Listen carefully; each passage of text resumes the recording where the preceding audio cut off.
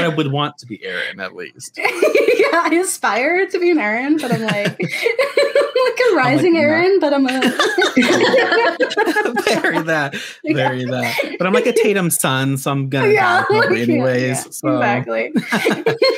I'm like a Ripley son, and a Ripley moon at heart. You know, I know I'm like that hero at heart. It just it's just like, where is she? You know, when's she coming out?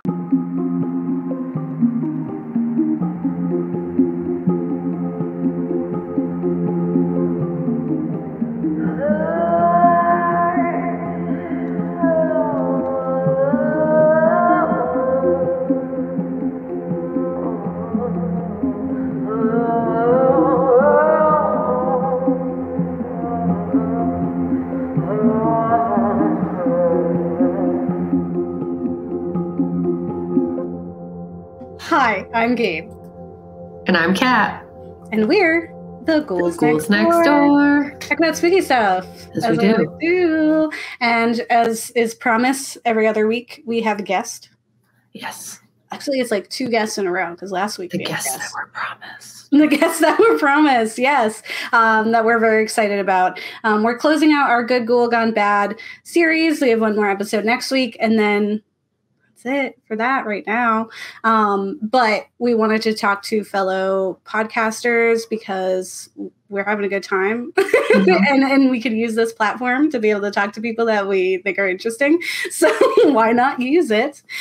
So we are going to bring on Adrian and Stormy of Slasher Pod. Welcome. Hi. Welcome. Oh my God. Hello.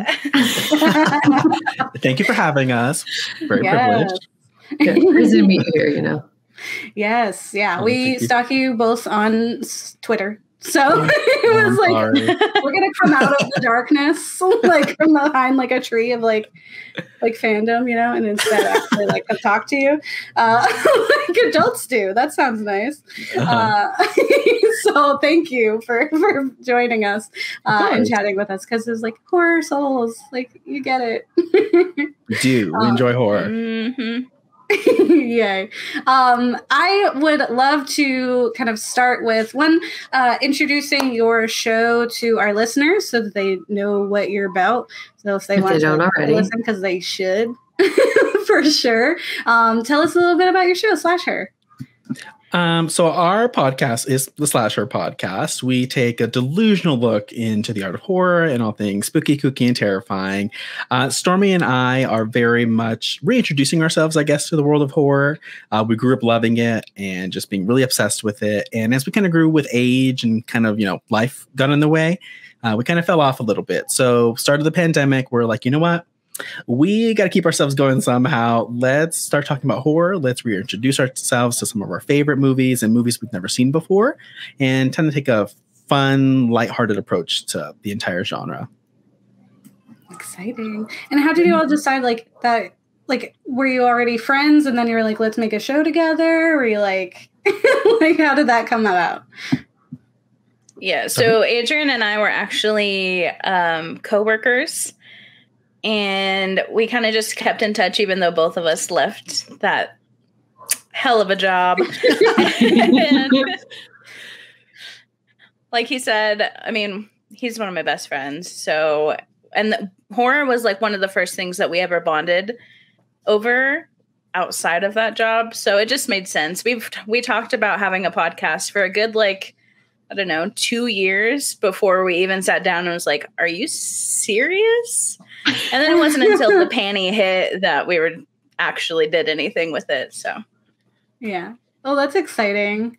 If there's ever a time to do it. Yeah. Honestly, we've been talking about it for years. Let's just do it. We have the time to do it at this moment. So let's do it. And yeah, here we are now over a year later, which is crazy. Yeah. Nice. Yeah. Still trying to process 2020 and 2021 is over. Yes. And I'm like, what? How did we do that? We're still in the thick of it all. Yeah, it's scary. We're still in the thick of it all. So it really feels like nothing's changed since 2020. So yeah, we're doing the best we can. Yeah. Yeah. And you are. You're doing great, as far as I could tell. Yeah, we're similar in that we were friends who bonded over horror, and it was pitched this podcast idea. And then it was just like one night we were super tired, like after work. And I was like, let's record it. Let's record the first episode. Yeah. Awful. The first episode's so terrible. I tell people not allowed to listen to it. And then I think we immediately like went out after that. Yeah, we went dancing after that, which was insanity. Oh my gosh, what a vibe. We were fueled by youth and alcohol. Yes. That was definitely... I miss that. I'm like, how did I do that? But I miss the friendship time. I don't miss being 22 or 20, whatever it was. Very true. Very true. Yeah. I don't miss that either. I just miss like not wanting to go to sleep at like 9. Right. That's true. That's true. I miss just being able to drink alcohol and like not have my stomach just disintegrate into like nothing right after the fact. That's my problem now. The curse. Yeah. Yeah. I was like, I never got hungover, and now all of a sudden I'm dying. Yes. Literally death. Literal death the next day. Yeah. I was like, wow, I wish I could be the way I was when I was 21. Yeah. But now, like with this brain. Exactly. Right. Making smart decisions. Yeah. So we get asked this often because there's like your favorite horror, but what kind of like subgenre of horror is the most frightening to each of you? Like that like gets to you, like you're like, oh no, here we go. Stormy, you want to go first? I would say like paranormal type of things, like aliens. They don't sit right with me, which is so silly. I feel like I can watch people be cut apart into pieces all the time, but aliens, I'm scared. I'm thinking. Well, they're so real, right? It's like, it's only a matter of time. And they're like, they're so much smarter than us because they came here, and they probably just going to use us as like, it's like, we're going to be treated the way we've been treating all the other creatures. So it's like, no, don't do that to us. Don't harvest us and just use us as your food. Like, oh no. It's terrifying. But after the last 2 years, I'm like, do it. Go ahead. Yeah. Every time I see a headline, I'm just waiting for the next one to be aliens have made themselves known. Yeah, it's always like a new spaceship or something. Like every time where I'm just like, we found an Earth or something that looks like Earth, and it's very close. It's like, what do you mean we just found one? And it's like very close. Where's it been? What has it been doing? Every day I'm waiting for that. Where's it been? Yeah, I was like, hiding behind this cloud. Like, what are you doing? Who's on there? Why? Yeah, I totally get that. Like, aliens could definitely be really scary because like you can't even blame them. Or they can be really sad, like District 9. It's super sad. Yes. What about you, Adrian? I think probably the most terrifying horror, like subgenre to me, is probably like psychological horror. So Ari Aster's done a good job with this recently. Midsummer, Hereditary, stuff where it's like very visceral, like you feel almost like you're a part of the person's thought process. That really scares me. Kind of happened a little bit in the Babadook as well. Those kind of horror movies really terrify me. Like they make me really uncomfortable. In a good way, like with rewatches and stuff, like I tend to kind of gravitate towards that type of movie. I was like kind of continue to like learn about it and watch it, but it's definitely the hardest subgenre for me to sit through, just because it probably feels the most dark. And it's just like, imagine if, like, you know, like you're going through this thing and you have to deal with it, and emotions are real. It's really just how the crying happens. Like it's so convincing. It's like that also like really hit me about those like 2 films by Ari Aster. Like the level of pain that you can hear viscerally in those cries. Yep. I think about it and it makes me uncomfortable. Yes, it's so good. Florence Pugh was also amazing. Like they both do a great job with like conveying emotion. So, and as a Pisces, emotions scare me. So seeing people cry so viscerally, I'm like, yeah, definitely me in my room like every night at 2 a.m. So. Yeah, like, how dare you expose me? Yeah, how dare you expose me? To that, to you roasting me in this movie theater. Yeah, I get that. When we did mental health awareness, one of the films that we did was surprising to us how emotional it was, and like it's super stressful. I don't know if you've seen it, but they look like people. I've never seen it.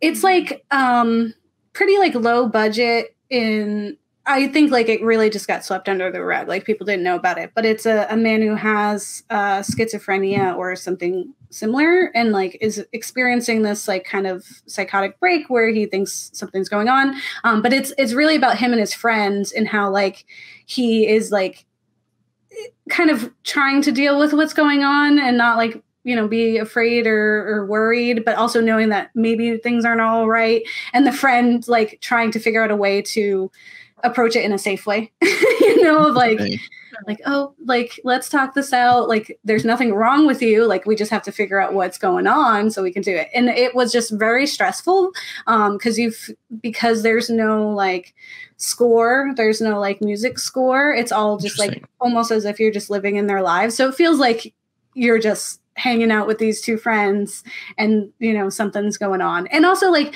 it's very minimal, but like whenever there are scary things happening, like when you kind of get a glimpse into what he might be seeing, it is like really scary. I was like, I don't know what I would do if like I was seeing that, you know, like if I was like, how do I, because it's not like you're going to 100% be like, oh, take me to the hospital. I'm not well. Like, that's not how that works. Like, so instead it's just like, oh, this is real. This is happening to me. And it's not any less real because it is in your mind. Right.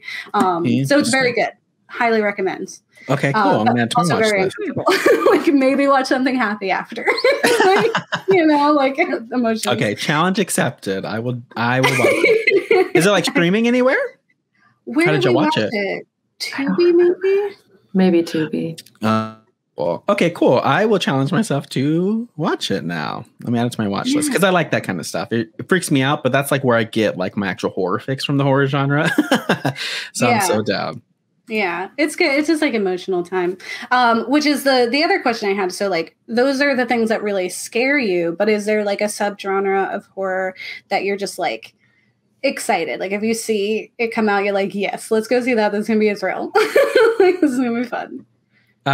For me, obviously, it's slasher films. You know, the namesake of the podcast. I think they're so silly and they're so ridiculous, but they just speak to me. I don't know what it is about them. I just enjoy them tremendously.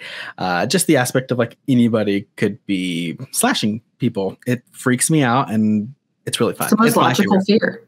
Yeah, it is. People murdering other people. Yeah, happens all the time. But it's great. I love it. I love the tropes. I love the falling down. I love the car not starting. I love the, you know, if you're having premarital sex, you're probably going to die. Mm-hmm. It's all so funny to me, and I think it's great. Even when it's deconstructed, like in Scream or Cabin in the Woods, like they're still so fun, and I love them. It's the easiest genre or subgenre within horror to pick apart, but it's also like the one that offers probably the most fun to me personally, though.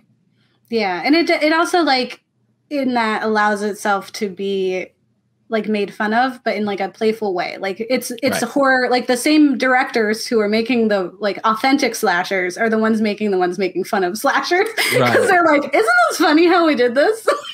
Yeah, this is what we do. It's great. Even in like modern slashers, like, I mean, you guys were talking about it a little bit earlier as well, with Freaky and like Happy Death Day, and even like series like the MTV series, the Scream series on MTV. Like, I like the modern approach to slashers. Like, they feel genuinely like they're actual teenagers now, which is really nice, interesting. It's fun. So I just like the approach that they've taken with them. I think they've been nailing it within the last couple of years, and especially, I mean, now we have Candyman, Halloween Kills coming up as well, and like a new Scream movie. So I feel like they're moving in a good direction. So I'm like very happy with the subgenre thus far. Yeah. What about you, Stormy? My excitement comes from like body horror, like torture porn, like the later Saws, maybe like Teeth, stuff like that. I like to be grossed out, so that's where I find my happiness. Yes, I remember I had House of Wax on like DVD, and there was like a summer where like we just didn't have cable or something, so I'd watch like the 5 DVDs I had. And there's like one where I watched House of Wax so many times, and there's like one day my mom came home from work, and I was like sitting on the couch, and this horrific scene, like I think when they're like peeling the thing off, and I'm like eating like ramen, like, and I was like, it's just like, what are what's happening right now? Yeah, it's just like, why is this what you are? And I'm just like, what? What do you mean? Like, what in the little game? cup of ramen, like eating, just like she's like, this is horrifying. What's wrong with you? I love so I that get movie. it. Yes, Yeah, House of Wax is great. fun. So much fun. Yeah, and like Paris Hilton. like The mark oh my is about her getting it in that movie. So it was very fun. And she has a great little chase scene running around like that empty parking or whatever it is, and all the vehicles. I love it. I love when people are running between empty cars. I love like parking garage scenes. I think they're really fun. There's a good one in Scream 4, in Cursed as well. They're great. I love being in because parking garage is so scary, and like abandoned vehicles freak me out for whatever reason. So I love her little chase scene.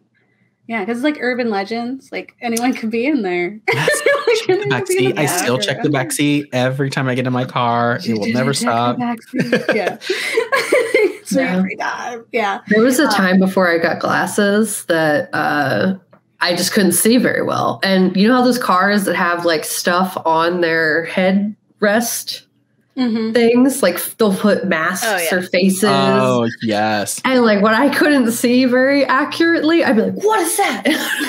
Who's in there? Why are you sitting in your car? And it's no one's in there. Yeah. It'll still happen when I'm walking into the store. And it's probably like Peter Griffin or somebody from like Family Guy. It's like their face on there. But it still freaks me out every time I see it. Yeah. Person in the place. We're not animated. Right.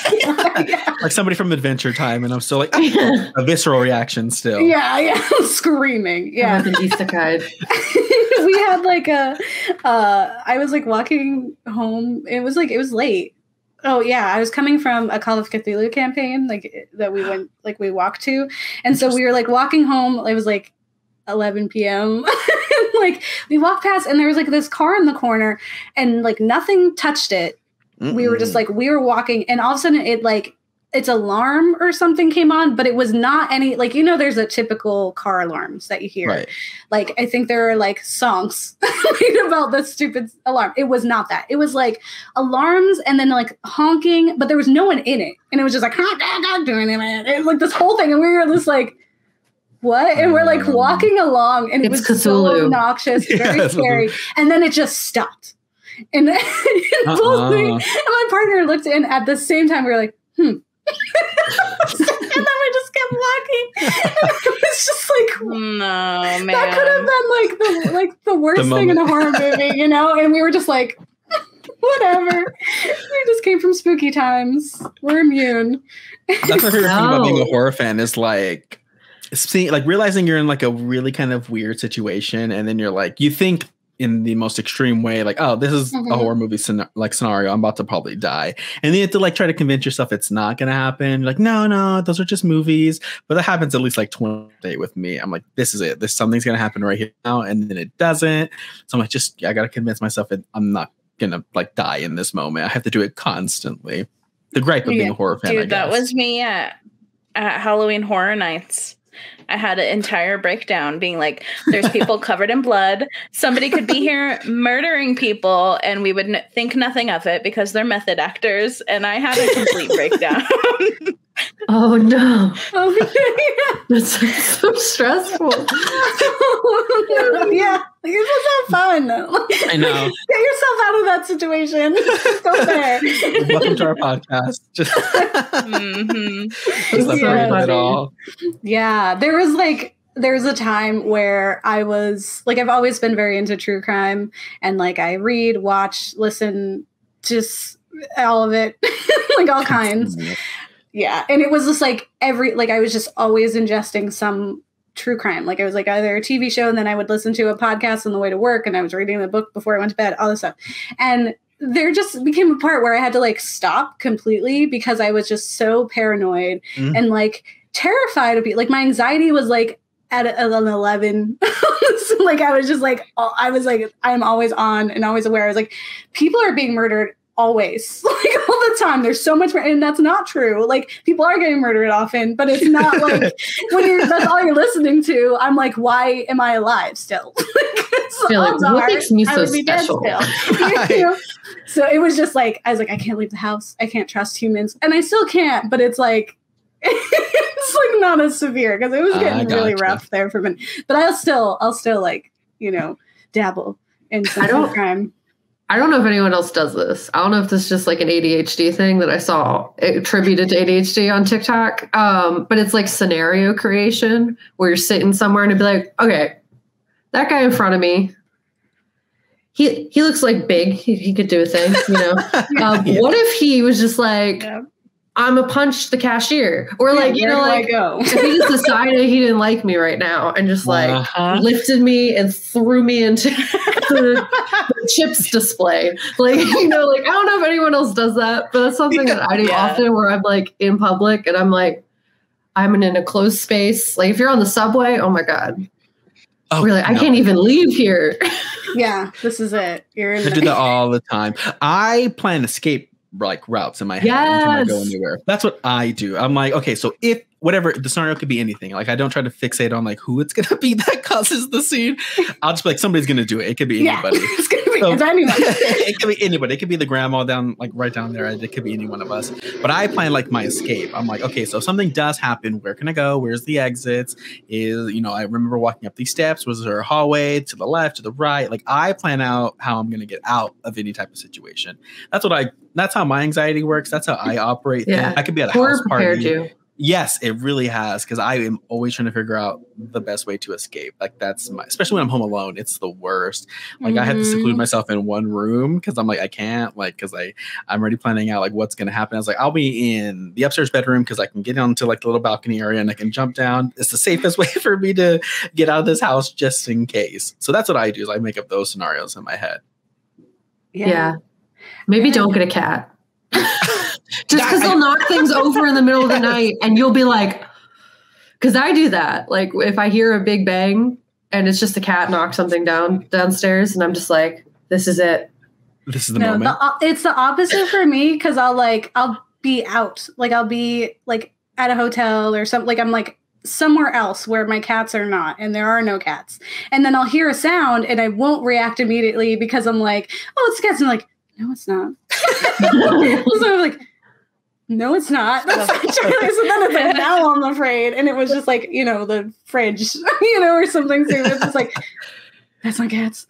I think like Law and Order and true crime taught me like to like never have like a routine. Like when I used to go outside, people can figure out the routine. Yeah, like there was always like, I'll take this bus, but like sometimes I get off on here and sometimes I walk this way. And if you ever like catch someone who's like maybe like walking a little too close, or you saw them for too long, like you're like, this is odd that we would. So then it's like, now we're going to take this route and we're going to go around. We're going to stop in this store where there's a lot of people today and we're going to go buy something, some chips, whatever it is. And I've had a few times where like, there's been really shady stuff. And then it's like, okay, now's the time where we call the friend and the friend is on the line. And like how many times I've called Kat, like, I'm walking home. It's like shady people, possibly. So just you're on the line and to call for help. Something happens because you're talking to me right now. So I've definitely had those. Because it's like that, like, you just like are hyper aware of like, there could be people here. And like, horror, why are you here? It's prepared us for sure. It really has. It's allowed us to be prepared for the worst at any given moment. And I'm grateful for it because it helps me at least be prepared. You really never know. You really never know. So yeah. I think we had there was like a study that like horror like fans are better equipped for like disasters or for like scenarios in which things are chaotic, because it doesn't take us as long to like adjust to the fact that like things are wrong, right? Like because some people are like, if something dramatic or awful or, someone's murdered or something, right? Like there's this whole element of that, like being like having to deal with the fact that you're like seeing this, right? And there's Right. like a level that, like, that we kind of skip over. Like we're obsessed with that, but it's also like, okay, now next step, we have to go, like, you know, like it's like, all right, now we're going to the next thing. Which is just like, because you're it's not so much like you're not desensitized. If anything, you're empowered to now be able to react a step ahead, because you're not Right. delayed by like the initial reaction of like, oh, scary. Instead, Something it's just that's like, happening. all right, go to You the know, next board, we put nails in it. We put it under the window. thing. Yes. Yes. Full Have you Aaron seen your for you next? next. Yes. Yes. Yes, fully that. Me every day. She is my idol. So Yeah. that's how I want to be in any type of given situation, is to be like Aaron. Yeah. Because Mhm. I wish I could be that cool. I have to Just be like the blender sister in that guy. movie though, and just like run out of the house though, and like just like end Yeah. up dying. That's what I would Yeah. do. But I would want to be Aaron at least. Yeah, I aspire to be an Aaron, but I'm like, like a rising no. Aaron, but I'm a Very that. Very that. But I'm like a Tatum son, so I'm gonna Yeah, die probably like, anyways. yeah, So exactly. I'm like a Ripley son, and a Ripley I'll just- Moon at heart. Yeah. You know, I know I'm like that hero at heart. It just doesn't Yeah, come to it's just fruition. like, where is she? You know, when's she coming out? Who knows? Awesome. Yeah, I love like the horror toolkit that you kind of get from watching them, and I feel like if people aren't horror fans, they just don't get that. You know, they just think we're like kind of crazy. They think we're We're crazy. weirdos. Mhm. And you're like, no, actually, it's like, honestly, like, especially since we started this podcast and we started interviewing other podcasters, mostly because there was like, we went to a convention and it was awful. It was like a horror convention. Of course, it was like in New Jersey, which already was a red flag to know who was going to be there. But it was like very much not people like us, and it wasn't like, we did not feel like we belonged. I was like, there's no way we could have a table set up where we're talking about like educating you on like social horror. Like, you know, like these Right. people just like idolize like Jason, you know, like they want to be the murderer. Like, and then you know, they Yeah. have their like hot girlfriend who's like also likes to be murdered. Like, I was like, I don't know what we're doing here. So it very much felt like, are we like, Are we part like of this? outsiders in like horror? Right. But then like, you know, get kind of connecting with other, you know, creators and podcasters in the horror world, and specifically like seeking out people who are like saying things and appreciating it and seeing horror for like the merits. So like you are, like you both, it was just like, oh no, there's a community here and they're just like us. And like, we're so thankful that, you know, that you're putting out content so that, you know, others can see how fun like horror can be, because it's always a blast. Like I said, we get pretty depressed on our show because we're always like, humans are trash. Like that's it. That's our whole thesis. So sometimes it's nice to just kick back and be like, what about the fun parts? Like, what about having fun for 5 minutes? Let me allow myself this. Yeah. Let people enjoy things sometimes. Yes. Yes. The Definitely rest of agree the with time. Sorry. Yeah. I should stop whispering into the mic so people can hear me. Yeah, this is a podcast. I'm living for the ASMR realness though. Doesn't bother Yeah. me any. Yeah. Makes me Yeah, all I'll keep doing tingly. it. Every time I go into that Twitch, there's like some more streamer, and it's just like blah blah blah licks microphone. I was like, what's happening? Oh, I And they're on the aspire. front page, and I'm just like, how do we get to this? Was I like, mean, yeah. they get the views, so I just need to start licking microphones. Yeah, like cat, play some Graveyard Keeper, but lick your microphone. Just like get really close, start whispering about it, and then I think I'm just gonna walk up and down my Just stairs and leave. start breathing into my microphone really loud. Yeah. I'm like ASMR post workout status. And it's like, Yeah, me heavy breathing into my mic. Like if it makes me dying. money, I'm down. right. My Yeah. biggest flaw. will Should we become my start greatest- another podcast? Yes. Honestly, You ASMR. can borrow my asthma. And then you just do that without sex. I have my own. Thank Don't you. worry about it. I am literally dying in my house every day, going up and down the stairs with that COVID Yeah. plus 30 I got. So Oh, yeah. No. I feel it every day. But I picked a house with stairs, so I asked for it. Yeah. Yeah. It's fitness. Yeah. It's fake fitness because it's like you got to do it so you don't It really is. realize until after. Like, You why did convince you do that to yourself me? that it's going to help, and it doesn't at all. It really doesn't help me any. Yeah, it just makes it depressing. I gotta go up these again to get to the comfort. Anytime we have guests, that's all I ever hear. They're like, not the stairs, I have to go to the bed. And I'm like, sorry about it. Stormy was the same way when she was here, when she came and visited. It was just my family was like that. I'm like, I know, I'm sorry, guys, but oh well. Yeah. I'm feral now, so I just go up the steps like all four. Oh, go ahead, sorry. Maybe. Sorry. I was just going to say, every time somebody went upstairs, I'd be like, could you get this? Because I don't want to go upstairs. Yes. I love it. Yeah. What were you saying, Kat? You said you're feral? I'm feral now. So when I go up the steps, I go up on all fours, just like I climb with my hands and my feet. It's just fun and makes it easier, I think, even if it doesn't. I'm going to do that starting today. Yeah, it's pretty fun. It's pretty fun. You get a lot of weird looks if you live with anybody other than yourself. But right. When you get a cat, they'll give you the weird looks. Like, they'll think I'm one of them. Yeah, like, why are you doing this? Giant friend. You mock us. I'm ready for my cat now. You guys are just hyped up cats unbelievably. Listen, I have stuff that falls in this house anyways on its own. I don't want to talk about it. I don't want to give it attention. So if a cat's here, at least I have an excuse to why I'm hearing things now. So yeah. They'll befriend it. Yeah. They'll keep it under always control. Stare like into the darkness.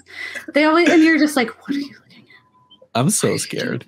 Like, because they're just like staring at something that we can't see. Yeah, and their eyes are super wide, and you're just, or they'll meow, and you're like, please don't, don't talk to it right I'll now. just put them out of whatever room I'm in. They gotta go. If they start staring, you can go somewhere else. Yeah, it's like go talk to your demon friends over there because I don't want to talk to them today. It reminds me of one of the first episodes we did was about the Twitter ghost story, Dear David. That story is insane. Yes. We were like crazy about it. And we were like, anytime there was an update, I was like, Kat, like sent it to her, like, you gotta read this together. Right. And just like the pictures and the video. And I was like, oh my God, this is amazing. And there was another, I can't remember the name of it, but like this writer who was like, I went to this cabin and I was like, because I was gonna write there. And then it ended up where like he was mailed this like teddy bear or whatever that like he had tried to get rid of earlier. And it was like this whole thing. And I was like, oh God, I was like, this person's amazing. Twitter is great. But that's what I think of, like, because he had, like, at the beginning it was the cats looking at something and he was like, why are you acting weird at night? He set up the camera. Did we get the confirmation on if it was real or not? I'm pretty sure he said it wasn't. Okay. And that, I knew he was like doing like a movie or something. I don't think it's ever like coming to fruition, but he was like talking to people about like the commitment though. It would be so cool. He was so committed. Yeah. And it would be like every night, because then he would also like just not talk for a while. Like if something big happened, he would just disappear from Twitter for like weeks, and then he'd pop up and be like, okay, so here's what happened. He now does like he has like horror comics, because he does like the funny like BuzzFeed comics. But he has sets of horror ones, and they're like really short horror stories that are really unsettling, and I love them. Like every time he pops up a new one, I'm like, oh good, thank you, Adam. Thank you. It was a great story though. It really kept me on my toes. I remember when because I came to it like after like everything had already happened pretty much. I had the distinct pleasure of just being able to like consume it all in like one night. So I was watching what is her name? Loie Lane on YouTube. She did like a whole like breakdown of everything. But I watched it with my partner, and like he was so terrified after we watched that, because he was just like, I'm like, I don't want to go to sleep. I don't want to do anything now. Like I'm literally so terrified. And I was like, David is here. Yeah, David's gonna come and get us now. But then I was like making fun of him, and then I went and laid down and like had nightmares the rest of the night. So I just really loved like the community, because like he would post a few pictures. He'd be like, so here's my room, whatever. And then the comments would be people like, I enhanced the photo, or like I played your sound through this like thing. And then all of a sudden you could see, they would like trace like, there's a little boy here. And I was like, stop it. Like, why are you adding to this? Like, how dare you? We need something like that to happen again. Yeah. Especially in the pandemic, we got time. Yeah, because it's like all you are is at home, and like it's already like it would be kind of similar to Host of like we're all stuck here, So it's like where else should the horror happen than the place you can't leave? You're stuck here, and now it's haunted too, which I think would be funny. If I was in those shoes, I would be live tweeting that shit. There's no breaks. There's no nothing. Like every second of my life until it was solved or I died. Yeah, everyone's gonna know because one of these tweets is gonna stop. I'm dying on live. Like we're live streaming, and that's when I die. That's going out. It's gonna happen. It has to. The main reason for me starting a podcast and getting people to follow me is just in case I go missing, people are aware. Yeah, like know that I'm not the kind of person who wants to go off map. Like I want to go off grid. Exactly. I die not quietly. Yeah, pretty much. If I go missing, I want people to realize just in case. Like, wow, there hasn't been an episode in quite some time. Let's see where Adrian's at. And then they can figure out what's happening with me. That's my goal in life, just in case. Like some of those podcasts where it's like, not Limetown, but there was one where like her friend was investigating something and she went missing. And so then she started investigating it. And it was like a game or something. The true crime community is next level. I can't. I'm terrified by true crime stories. Like I literally can't. They're real. Realistic horror scares me. I heard one podcast, I already forgot, it was years ago, but they had talked about a story about like a young girl who of course had been picked up and sexually assaulted, but like the man had like cut off her arms and like threw her. Have you heard about that one? He like threw her like off the side of like the road or whatever to crawl her way back up with no arms and like had to like, it was insane. And after reading that story, I was like, I am surely done looking into true crime after that. I could not. It's just like, what did people do? And then it's like, okay, I'm going to go watch some comfort horror. It's like, this is make-believe. It's okay. Like, I'll watch some Evil Dead or like Asher's the Evil Dead because it's absurd and I feel safe. Right. Exactly. I have to. I really can't. Like, it's the one thing when we do our true crime episodes, like it's, like the research is like tough for me. It's really hard for me to read that stuff. It really out. So yeah. We always plan to do a true crime. Like we've done one true crime episode for our 50th a long time ago, but we are planning to do a series and we were going to do it like 3 different times this year. And we kept pushing it back because I'm like, no. It's scary. I don't want to do it right now. I don't want to do it right now. It's so tough. I don't want to talk about it. So we just keep pushing it back. But maybe next year we'll have a true crime. But it'll probably be like broader than just like one story. It'd be like this. Here's like, the Satanic Panic. What was that about? What do you do? It's just good. But we also watch stuff. You all pitched a fun film so that we could roast it or just enjoy it, bask in it. Kat, why don't you tell us about Deep Blue Sea? Yeah, so Deep Blue Sea is from 1999. It is searching for a cure to Alzheimer's disease. A group of scientists on an isolated research facility become prey as a trio of intelligent sharks fight back. That's like the most ridiculous. Like, why do the sharks have to be smart? Like, I get it. Like, they're like your brain is bigger, but that doesn't equal. Doesn't equal the same thing. Okay, so I do have a question then. So, do you guys like consider like this type of movie a horror movie? Yeah, it's terrifying. Like the sharks are eating you. Theoretically, yes. I think like if it was made today and it was like slightly more ocean focused or like technology was a little more updated, it would have got me because I am so afraid of water. Like ocean, I don't go in there. We don't know what's in there. No, we don't. And usually it really messes me up. But I think because it was from 1999, like I remember watching it and being like, I'm not scared, but I feel like I would be if just like a few things were slightly, because I never saw it before. Like I didn't see it in its original, like when it was like on TV and stuff. Like this is my first instance ever seeing it. So I feel like maybe if I saw it when I was younger, I would have just been dead, like so terrified. But I think just because like I'm older and I've seen scarier ocean times that I'm like, this is fine. This is funny. Okay, we're good. We're good. Right. But I think it is horror. Planet or whatever, like that's horror for you. So it's like there are documentaries that eat bones and they just live in the ocean. What if they were up here? That's all I'm saying. They're not. No. This is one of the films that I was very excited that you pitched it because it was always fun. And whenever it was on TV, I was like, okay, we're watching this. It was like there's like a handful of those films that like whenever it was on, you know, like Sweet Home Alabama. Like it's on, I'm watching it. And now I have to go look for it because I'm on cable. But I'm like, there are just times I'm like, I want to watch this thing. So Deep Blue Sea was one of those where it's like when it was on, I was watching it. And it's also a film because I've always kind of considered it horror because when people like when we always have those arguments of like, are there ever like Black characters that survive? This is one of the films that I mentioned because I'm like, oh, Cool J got there because and he's the best part of this film.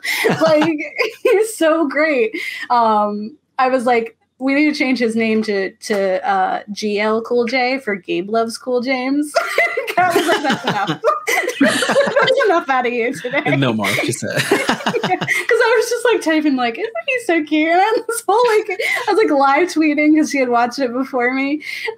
Just my reactions. I was like, why are the sharks smart? Why do we need that? So smart. I couldn't figure out in rewatching it like where. I mean, because I guess they do say that like they enhance the brain capacity or like they made the brains bigger. I was like, but y'all never like really explain how that makes them smarter. Like the bigger brain equals more smart. And I was like, sure, let's roll with that. Because they don't like explain like really what, how. They just give them a bigger brain and then they randomly are like now super large and super big because why? Don't know. They don't explain it. They're just really smart, really big for whatever reason. Yeah. So we just got to roll with it. They have like location detection, like because there's times where they're like really far and there's like lots of metal between them, the sharks and the character, and they're still coming to them. And they don't have like echolocation. Yeah, how do you know they're in here? What are you doing? I don't understand at all. But you know what? It's fine. You know, I feel like in the podcast. Oh no! Sorry. There you go. Oh, you're back. Sorry. I was just saying, I feel like my part of the podcast is like pointing out like all the silly things and all the things that aren't logical. And I completely missed my part in the podcast because you just have to throw all reality out of your brain and all knowledge that you know to enjoy this movie. It's so silly. It really is. Yeah, because like, and those are some of the fun, like the most fun is when you just have to be like, this is what it is. Like, you just have to believe it. Because that's like Snowpiercer. Like, you know, no one's like, like if you start trying to ask questions, like how Why trade? Like, how do we get, like, how does this work? I was like, don't ask those questions. That's not what's important here. It's not, you know, physics. Right. And even, I mean, it hasn't aged well at all because like even like the science behind like some of the shark things, like the fact that they don't have cancer or like they can't have cancer or like they don't rest often. Like, I mean, in the last 20 years, like those have been debunked already. Like sharks do have cancer. They do take rest periods. So like, I mean, unfortunately, even with age, like the crazy science that we're supposed to just buy into has gotten even more crazy, but it makes it even more hilarious. So. Yeah. It like, and I think that's what's part of the fun because you're just like, this is fictional. It's a good time, which is great because you need that sometimes. I think there's like a little bit of commentary in it with like, you know, like big pharma, you know, right. So we're like, you know, you're your own, like you're bringing your own downfall, messing like, you know, pretend to be God. I was like, didn't we learn this with Jurassic Park? Like, I was like, Samuel L. Jackson, you didn't learn this from Jurassic Park. Like, what are you doing here? Like, you are now Hammonds because there's like a part in the like the helicopter when he's coming in and he says we spared no expense, and I was like, you. How did I didn't even catch that. Yeah, he's like, we spared no. I was like, how you can't what? Like, you're literally saying the thing. How did like? You are the problem right now. He's the Hammond in this situation. Yes. And I love that conversation between him and LL because like LL is pretty much like play stupid white people problems, get stupid white people answers, right? Like you're just playing into this. And Sam was like, money though. Pretty much. I will say though too, I got like really uncomfortable for like a second as well. I mean, not to like turn this silly movie into anything deeper than it needs to be, but like in rewatching it, like when Carter's character Thomas Jane, I think he like when he first meets when he meets Samuel L. Jackson for the first time, like he's like super like standoffish and like really kind of rude to him, and I was like, oh, racist. But then I was like, okay, well, like if we're looking into his character, I guess he's a juvenile and like rich people make him uncomfortable kind of thing. So it's like, I guess we'll roll with that. But the entire time I was like, I'm a little uncomfortable with like their interactions with one another. It's a little strange to me. He also had those weird like interactions with the lead like doctor lady or scientist lady because that was also just like classism like, where she was just like, oh, you went to prison and you're scum, and he's just like like, okay, I'd hang out with you. I can abuse you because you can't get other jobs. Matter. And I'm like, oh my God. No, I can't wait for her to die. She's so evil. It's fine. I do love when they're trying to find the wetsuit. They all get into wetsuits, and she's like, okay, I need the sexiest one, and I'm going to unzip it a little. I was like, we are in the middle of, like, terror. Like, there's sharks after us. Do we have to pause for you to be like... We had to pause literally to have her completely disrobe, like down to almost nothing. We had to take a moment to do that in this movie, because why not? Yeah. And she kills a shark in that entire scene as well, so, the power of her naked body, I guess. And everyone was like, no, why are you still here? Get out of here. It's hilarious. I was thrilled when she died, which is probably mean. No, she needed to go. But when it happened, I was like, that's good. I understand. But then I was also just like, let the shark go. Yeah. People are trash. Just like, LL's fine. Let him sit there and let the shark handle the rest of the trash humanity. Like, just like, go free. Because he's also like, it just wants to be free. And I was like, why would you free really this shark? Like, what is it going to do? Go and like revolutionize and like the other sharks? Like, he's going to educate them to like rise up. They don't just get big brain all of a sudden. Like, he's not going to like all the like. Now we're gonna have like a team of sharks that are after it. Like, that's not how that works. Let them go. Also, they can't breathe on land. To deep blue purge. Deep blue purge. That's amazing. All the sharks just have like legs randomly, and they start walking out of the ocean. Imagine that's what their fear is, I guess. Sharknado meets Deep Blue Sea meets purge. Yes. We need to make it. Pay for it. We need to find the money. Yeah. All king sharks. Oh, I love King Shark. Started calling my cats King Shark, like all of them, and my partner doesn't think it's very funny. He's like, that's not their name, and I'm just like, you're King Shark. You're King Shark. It's like, that's not his name. Like, he doesn't know that. They don't know that's not their name. King Shark all they want. I did love one of my favorite parts, and I remembered it like right before it happened. I was like, oh, this is. And it was when Samuel L. Jackson's having that whole like speech of like, we just need to like man up. And that's like, I'm motivating the masses. And I've had it with these mother effing sharks. Snakes. Mother effing underwater facility. And then it's like chomp. And I was like, wow, that's great. Okay. It's like, that was wonderful. Because it's just because they're like, oh, motivation. Like, I feel like we're going to rally and survive. And then immediately death. Yeah. And it's like full like the Barry, Lord Jesus, the Drew Barrymore effect, because he's like the most well-known person going into this movie, and they kill him off pretty quickly out of like everybody. Yeah. As a kid, I was like, what, excuse me? Yeah. And so even now it's still hit. It's a big impact on the movie. I love it. Especially like that's such a particular character. And I remember feeling like we recognized the one like mechanic, I guess he is, an engineer, as the dad in Atypical. Which from Scott is his name? Yeah. Dog or something. Yeah, Skogs. He was still learning to act in this one, but it was still fun. Yeah.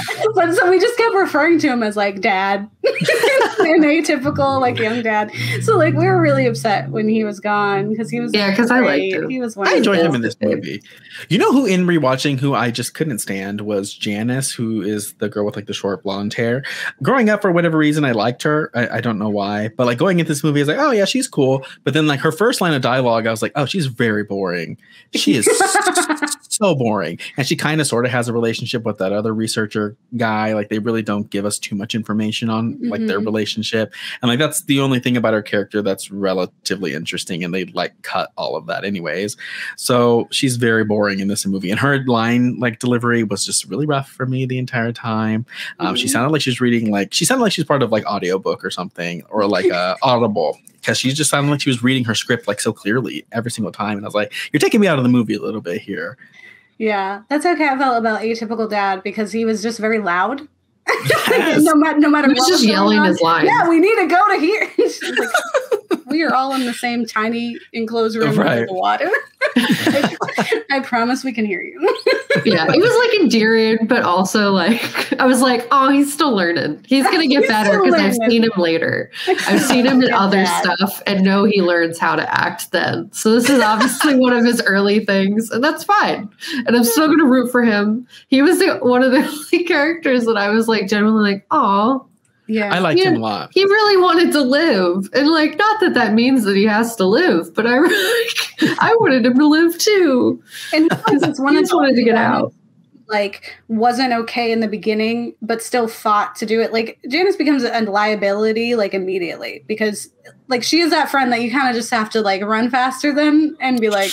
Sorry. The zombies got you. Like, the sacrifice friend. If I keep you around, it's going to be a problem. Like, you're going to go anyway. And you're just going to cry the whole time. And I don't want to deal with that. Like, we got to go. Like, we got to go now. Compartmentalize. Like, now. And then let's go. Like, no time. We can decompress later. And he, like, was one of the people who was, like, afraid, but still, like, rose to the occasion and was like, okay, but I do understand I'm the only one who knows all this stuff. Like, I'm the only one who can figure out a way out of here. And you need me to, like, so if he reacted like, you know, Janice did, it would have been awful. I was, like, sad because she was, like, so right, like, calling out, like, lead scientist lady being like, you did this. You are why everyone is dead. And she's like, what, me? Me who injected these sharks? Who are you talking about? It's for Alzheimer's. It's not because I like have a big ego. Just like bow down to me.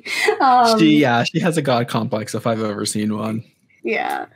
The morals definitely big pharma does whatever it wants. Right. Yeah. That was my thing. Like watching like this whole like lab, like when he was getting the tour of everything, I was like, there is so much money in this ridiculous random old Navy base deep sea lab thing that we have going on here. Yeah. Like every little thing, I was like, so much money for what? Like there's just so much money in it. Do we need to live here for that? Like, I don't think so. I don't think we do. I think we can come visit. The people will leave. I mean, they get rid of everybody who works there, like at the very beginning of the movie. They're like, oh yeah, they're going home for the weekend. I'm like, so why are any of you here? Just then go home. Get out of here. I mean, I guess it's life-changing work, I guess, or whatever it is. But like, go home, take a breather. That's a nonprofit bowl, but I don't know if it's a nonprofit. If they're getting paid, I understand. But if it's like, you care about what you do, so we're not going to pay you enough, but you're still going to do it because we know you care, that would suck. Yeah, it has to be decent because Carter, at one point, when he's having like one of those random interactions with Samuel Jackson's character, like he mentions the pay being great or something along those lines. So they're getting paid decent, I would suppose. Yeah, and because he's you know, has been formerly incarcerated, so he's like, this is a job I have, and I was like, this is pretty like. True, like out of this entire movie, this is the part I believe because I watched Blackfish. And all those people who were hanging out with Shamu, like, were not qualified and just were like people who needed it and were like vulnerable. So they were like, yeah, we'll put you in with the killer sharks or killer whales. Yes, they're called killer whales. They're your friends. Get in there, and when they eat you, it's honestly not their fault. And it's not your fault either, but oops, it happened 3 times. and SeaWorld's still around. Yeah, ridiculous. So I was like, this is the most accurate part of this whole film. It's like, is that of course him? And then he even calls it out later of like, you picked me because I wouldn't ask any questions. He kept saying, he kept saying an aquatic turn of phrase, and I was very mad about it. I can't, but he said it like 3 different times. Like, I wouldn't like churn the waters or something. Like, he kept saying something like that, and I was like, enough. Like, the first time was an eye roll, and now it's just aggravating. Yeah, but he says that, like, I wouldn't like. I don't even know what it was, but something like to do with water. And I was like, yeah, one of those puns. Like, C is already in the title of the movie. Like, we get you're on Flotus. Yeah. In Aquatica. Oh my god, the most ridiculous scene for me though is like when the helicopter shows up and like the entire facility just like goes up in flames and starts to collapse. I'm like, that helicopter, I mean, I don't know like the logistics behind that, but like the whole place is coming down because of this one helicopter hitting the building, which I guess maybe, but like if it's an army base of some sort, like shouldn't like withstand some type of sturdier, yeah. I mean, I don't know. It's always so silly to me. And the way Homegirl dies in the tower, she flies back in the worst CGI explosion I've ever seen, and it's always so hilarious. It's so quick. It was also like, was this like a mass plan from the intelligent sharks to be like, we're gonna get that like an attack opportunity? Yeah, like it was like, I was like, this is very convenient for these sharks that this is what's happening right now. It's also convenient. I don't get it. I also don't know the logistics behind them being able to like take that one guy on the gurney and like throw him hard enough to where he cracks this glass the way he does. How? I know. Like, in the water. Really strong glass. In the water. I don't care how fast you are as a shark. I don't. If it's like, and it's designed to be underwater, like it should be designed to withstand exactly that being thrown at you. Right. I don't care how big your brain is, Bruce the shark. Like you're not breaking this window, but he does anyways. And I also laugh so much when it starts to crack, and I forget who tells Janice, and they tell her, "Oh, he's gone. Let's just go." And I'm like, well, the glass hasn't broken yet. Like you can maybe try to grab him if the glass breaks. Like you can maybe try to get his body. They just like leave him. Like they probably could have got him, but he just drowns. Yeah. I was like, this is a safety hazard that none of the doors like open or close in any efficient fashion. Like every single door was like an entire ordeal, and there was like 20 in this film. Every single time they go through a door, it's like at least 5 minutes of them trying to either open it or close. So I'm like, okay. But then I also die of laughter when they talk about like the sharks being able to break down these steel doors. But then when Elle's inside of that fucking oven, and they can't just break this oven. It just can't get into it for whatever reason. But he's able to, with like an axe or something, completely dismantle the oven that's on top of him and get through somehow. I'm like, but these crazy, intelligent, super strong sharks breaking glass, busting through steel doors cannot get through this oven. It's a really nice oven. They used a lot of money for that oven. They should have built the entire facility inside the oven. Materials that they had from that oven. That's where they went wrong. So you realize it was vibranium. And he had Mjolnir. That's what he was using. I live. I was watching What If, so it's like there. Marvel's right there. Yeah, they're all achievable. Stormy, I feel like we've been talking and we didn't give a pause. I know, Storm. No, you're good. This movie, like I said, my spot is usually pointing out how ridiculous things are, but that's the whole movie, girl. So I feel like I'm just nodding along. I don't understand how we're on like floating Atlantis and just nobody is able to figure out how the fuck to handle these sharks. Like, just let them out. Like, right? They won't murder you. Just let them go. Right. Also, like, if it's just like super like fancy like laboratory, like I'm sure they probably have like some type of maybe some tracking device on these sharks. I mean, they were able to find the first one who broke out. So just like let them go, so you guys aren't like being murdered in masses by these things. Like let them go free, and then like I don't know, call the Coast Guard or something to track them down and get them at that point. Like it didn't like play this out properly. Like they should have done anything. Like the only people screwed are the Coast Guard. So if we let them out. Yeah, now it's your problem. We flee the country because we're illegally growing brain sharks or breaking Harvard compacts or whatever's happening. Yeah. But they probably just flee the country. They're like, why did you do that? They will return in 10 years with a shark army, and that's why they had to murder them. Mm-hmm. They'll rise up, revolutionize. Yeah. And you're going to take the land, you dumb humans. I wonder what happens in the sequels to these movies. I've not seen them either. Any of them, so I don't know like what crazy direction we go in. But I hope that there's also like, I just hope they get much more intelligent. Yeah, I see. There's like two. There's one that came out in 2020. What? Deep Blue Sea. It says Deep Blue Sea 3, 2020. Oh my God, now we should watch it. Yeah, I heard decent things about that. I feel like they have laser eyes. Yeah, we equipped them with laser eyes. We didn't realize that anything was going to happen. We thought telekinesis. Yeah. Oh my God. They're opening door fins. Yeah. We gave them opposable thumbs. Was that a problem? Yeah. Should we not have done that? And then we also handed them all machetes. Oh my God. We gave them all social security numbers. I don't know why, but they got them. I hope that's okay. We made them all CEOs of revenue companies, and now they're flying to space. I don't know. I just hope they get more stupid like that. I really do hope so. Because this one was so silly. It really is so silly. Yeah. I mean, decent enough story, I guess. Like, it's an interesting story to roll with, like with them trying to, cure Alzheimer's with sharks. Mm-hmm. Yeah. And like they do it apparently as well. Like they figure it out in that little testing scenario that they have going on. Like they figure it out, but it's the be all end all. Because also, I mean, I do love that scene though, when they're doing the testing and that one random researcher guy gets his arm ripped off. Great. I thought that was great. Yeah. Well, it makes me think of like other like animals coming after you movies. And I just think of The Grey with Liam Neeson. That was so good because it was like, they were in the wrong place. It wasn't like these wolves are super smart. It was just like, you're in their territory. Right. And you're food. Yeah. Like, that's it. Like, that's how this works. But more realistic, yeah. This movie also gives me tease. I kind of came out around the same time of like Lake Placid. Have you ever seen Lake Placid? I haven't seen it. But oh my gosh. Okay. So if you wanted to watch something that's also really, really stupid, definitely watch that one. Because it's like a killer crocodile. Alligator. Oh, maybe. No. Okay. Bites in one of them, and it's just hilarious. And if you want to watch something that's really funny, definitely check out that movie because this movie gives me like that type of vibe for sure. Goofy. Mm-hmm. I really enjoyed Crawl, the lake gator.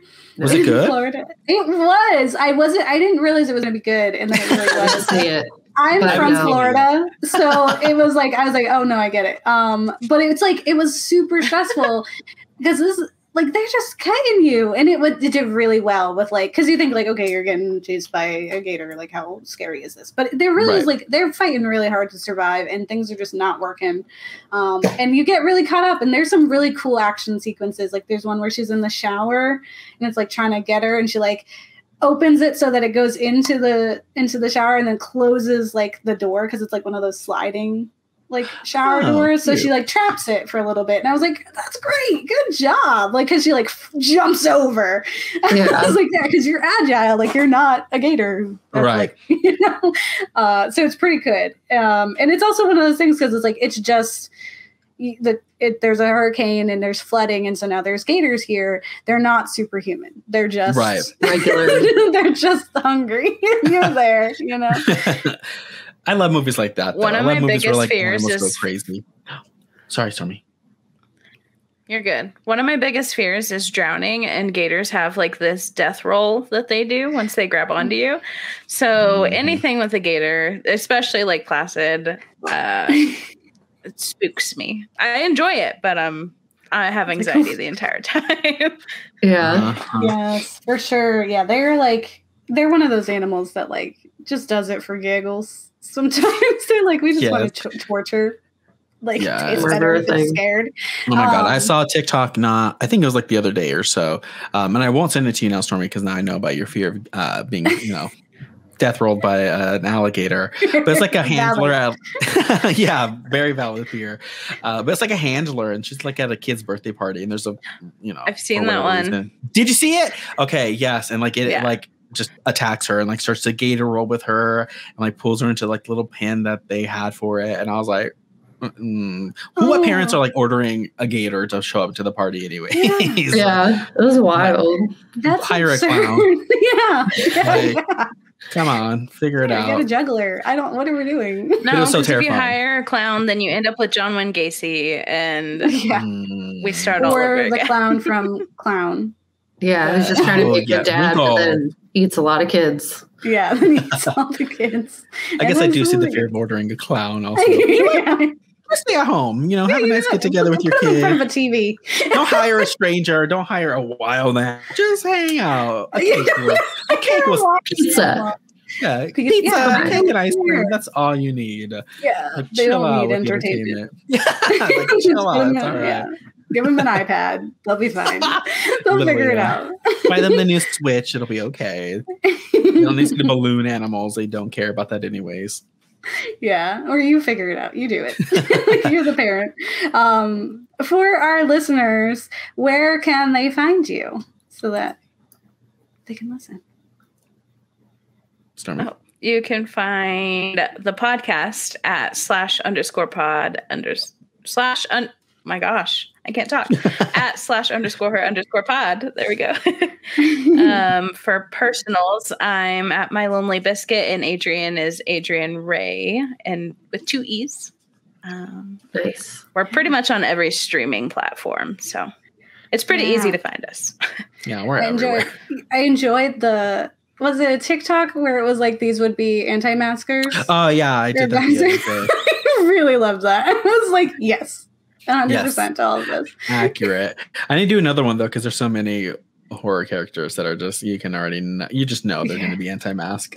Yeah, it's like we watch enough zombie films to know that those people exist. Like there are those people who are hiding the bites. Yes. I was listening to your guys' episode with Girl That's Scary, and like I forget who, I don't know if it was Kat or Jazz, but like one of them mentioned how like thought like if anything like that were to happen, like I feel like we'd be able to maintain it, but if COVID has proven anything, it's that if there was a zombie apocalypse, we would all die very quickly. Like that subgenre now has become even more terrifying to me, because now if anything happens where there's some type of infection like that, then we're all gonna just have to hope for the best. It's done now. Because that was my biggest gripe with.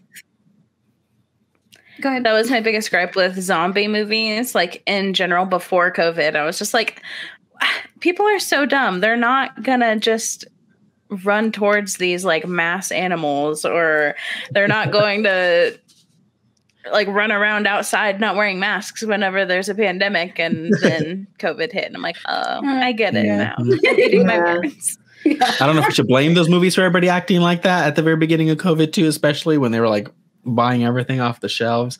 I'm like, you people are so crazy. Like, take a chill pill. Like, it's just so simple. Everything is so simple, and they couldn't even do the most simple tasks. So if there's like a zombie outbreak that's happening, like they don't even wash their hands. They're like, how dare you ask me to do we that? had to teach people how to wash their hands at the beginning of this. So I surely, if we have to give out detailed instructions of how to kill a zombie, Lord only knows I'll probably start complaining about that and be like, no, that's not how you kill the zombies. This is how you kill the zombies. Yeah, and they're fine. Yeah, and there's also like, I think I saw like Will Smith or someone had to come out and like explain that I Am Legend is fiction. Because like the whole beginning part, like the reason why the monsters exist is because it was supposedly a cure for cancer, I think. Right. Like they were trying to do, and then it was that. And the book is like, is far more separated than that, and it's more about isolation. It's not a good pandemic read, because it's like, this is awful, I want to die. But too real. I just remember him coming out and like, that's not real. Like people aren't just being infected. Like like this isn't a reason to not get vaccinated. Like don't quote I Am Legend as your reason. You do know that like at the end of I Am Legend, spoilers for a movie that was old, they come up with a vaccine to heal the people of the thing that they think was caused by the vaccine. But like, it's like, it still ends up helping. Yeah. They're crazy. They just can't separate, anything properly. So here we are, round 2, year 2 of the pandemic is well underway. Variants abound. Variants, literal variants. Like, are you guys? I can't. Literal, I literally can't. And people are still like, every time I see an article where it's like, I wish I had gotten vaccinated, says COVID patient who's in like can't breathe anymore, and I'm like, yeah. Yeah, they're wild out there. They really are wild. Wild. Well, thank you both so much for joining us on our show. This is super fun. It's like a dream come true. Thank you for having us. Oh, yeah, of course. Yeah, thank you for having us. Have us on anytime. We're away, so don't ever. Yeah. We're always here for a good time. So yes, yeah. We're planning to have. We'll have to drag you onto our chaos. Yeah, yes. I love that. Switch on. Yes. We're getting a calendar. Not quite sure. I don't know how to pronounce it. I don't know either. We're trying to get that set up so we can just send our calendar to people and you can book whatever. So once we get all that and figure out how to use it, we'll send you guys the link for sure. Yeah, absolutely. That'll be a nice break from whatever few topics we're talking about. Although our next series is horror movie musicals. So, oh my god, how much fun! Yeah, we were like, that's it. We've been sad long enough. Honestly, my wettest of dreams. Horror. Well, we'll fix that a musical. Yeah, so we're just it's like 2 months of musicals. So that's what we're gonna do. And it's gonna be really fun. And we're gonna dress up for all of them. So that's fun to us. I was just watching the episode where Kat is dressed as Mr. Bedevil from Countdown, and she looks terrifying. I'm going to send it to your tweet. Yeah, send it to us because I want to see now. It's so absurd. And I think I was just blonde. It's like, I'm the blonde girl that dies. That whole, like, there's a few series where it was like, the classism one where Kat's Chris Evans. That's Chris Evans. It's pretty good. It's pretty ridiculous. I did get to be Dave Franco for Nerve. Interesting. Yeah, I did the makeup to make. I looked more like Antonio Banderas, but it's okay. Honestly, solid replacement for a Dave Franco. Honestly, we should have had him. I would have hopped on his motorcycle faster than I would have with Dave Franco, I don't blame Emma Roberts one bit in that movie. Not one bit. I'm like, sure, okay, sure. Yeah. I don't know you, but yeah, why not? Yeah, that movie is wild. Like, don't even get me started on Nerve. But yeah, if Dave Franco was the opposite side of me, I would go along with the chaos. What are you gonna do? Yeah. Awesome. Well, thank you both so much. For people listening and watching, be sure to check out /her pod.